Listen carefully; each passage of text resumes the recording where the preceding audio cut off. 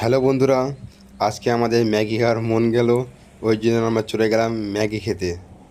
ডিমের দিয়ে হালকা স্যুপ বানিয়ে আমাদের ঘরে ম্যাগিটা খেলাম, বাট অত ভালো লাগলো না।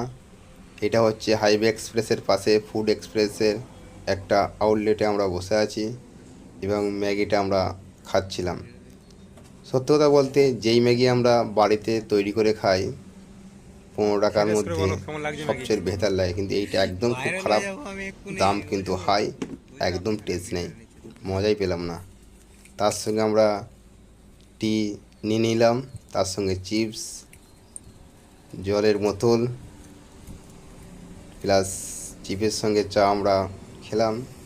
কিন্তু যেই চা আমরা দোকানে 6 টাকা 5 টাকা বা 8 টাকায় খাই, সেই চা এখানে অনেক হাই লেভেল রেট। একদম চাও কিন্তু খেতে ভালো না।